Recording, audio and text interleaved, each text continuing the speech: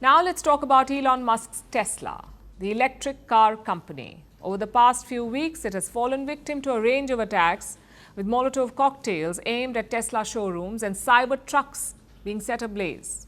These attacks are happening across the US, Canada and Europe.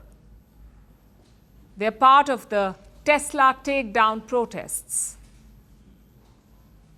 Now, full points for alliteration, but Donald Trump is not so happy with the way things are playing out. He is taking Tesla attacks in the US very seriously, and his administration is calling them acts of domestic terrorism. So what's behind this anger against Tesla? Here's a report. In Colorado, Molotov cocktails thrown at Tesla cars and the word Nazi spray painted on Tesla dealership buildings. In South Carolina, fire set to Tesla charging stations. In Oregon, Molotov cocktails thrown at a Tesla store and more than a dozen bullets fired at another showroom.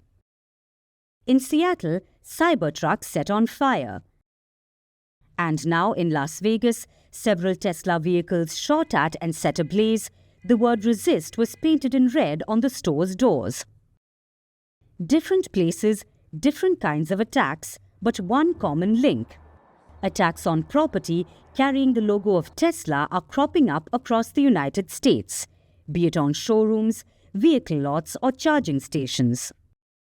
So far, no injuries have been reported, and in some cases like Colorado and South Carolina, people have been charged. But let's state the obvious. These attacks are not about Tesla vehicles, no matter how oddly shaped they come. These attacks aren't about the electric car company either. It's about the person who owns the said company. Elon Musk, the close advisor of US President Donald Trump and the leader of DOGE, the Department of Government Efficiency. In recent weeks, there have been DOGE-driven cuts to the federal workforce and agencies. Public anger is bubbling. And now there are hashtag Tesla takedown protests. Those who aren't lighting Teslas on fire are putting up cheeky stickers on their own Teslas saying, "I bought this before we knew Elon was crazy." Those who can't afford a Tesla are posting on social media or taking to the streets. I decided that I wanted to join the protest here and send a message to Elon Musk in a way that I think is very direct. We could adversely impact sales and inflict financial pain on him, similar to the financial pain that he's inflicting on our veterans, our seniors, and a lot of less fortunate people in the U.S., along with our federal workers. So now the US government is cracking the whip. The FBI is investigating attacks targeting Tesla vehicles. Not as acts of vandalism, no. They are investigating Tesla desecration as a potential act of terrorism. Attorney General Pam Bondi has released a statement. She calls these attacks nothing short of domestic terrorism. You heard that right. The Trump administration is expanding the definition of domestic terrorism for the great genius Elon Musk. Now it will include spray paint on electric vehicles, which is kind of ironic considering that President Trump issued mass pardons for more than 1,000 January 6th rioters who stormed the Capitol building. But moving past that, in a recent interview, Trump has said that the attackers are paid by people who are very highly political on the left. Meanwhile, Bondi has promised to impose severe consequences on those involved in these attacks, including those operating behind the scenes to coordinate and fund these crimes. Speaking of funding, these protests are mostly against Musk's powerful but dubious role in cutting the size of the US government so that the Trump administration can call vandalism terrorism.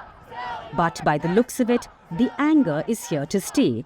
And not just in the United States, there have been peaceful protests outside Tesla dealerships in Europe as well. The UK, Germany and Portugal, also in Canada. There have been some not-so-peaceful attacks as well. Earlier this month, a dozen Teslas were torched in France. This week, 4 Teslas were burnt to a crisp in Germany. And the damage isn't just physical. Tesla is bleeding cash.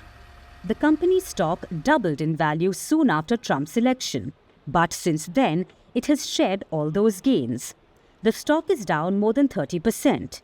In Europe, sales are down 45%. It seems that during Trump's first term, his properties in New York and Washington were the obvious places for protest. But in his second term, Tesla is filling that gap.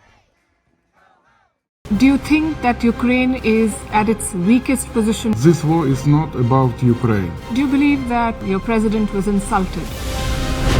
Yes or no question.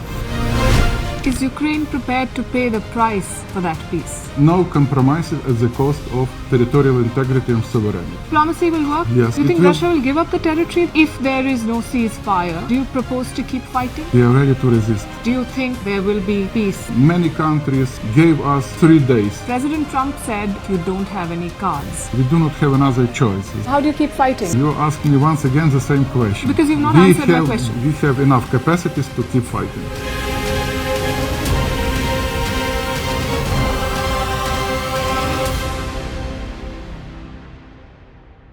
Good afternoon, Prime Minister Lakshman. Good afternoon. Making headlines in India well before you landed here. New Delhi has raised concerns in the recent past vis-a-vis the Khalistani separatists that operate in New Zealand. How do you propose to address these concerns? In our democracy, we believe in the freedom of speech. Organizations like the Al-Qaeda or ISIS were to hold a referendum in New Zealand, something related to one of your Western partners. Would you say the same? We have very well-defined laws in our democracy. No specific conversation on Khalistan on this visit. It was raised with me. I also raised back our position. Are you willing to be open to these concerns from New Delhi? As I keep coming back to you to say, we have strong laws in our system.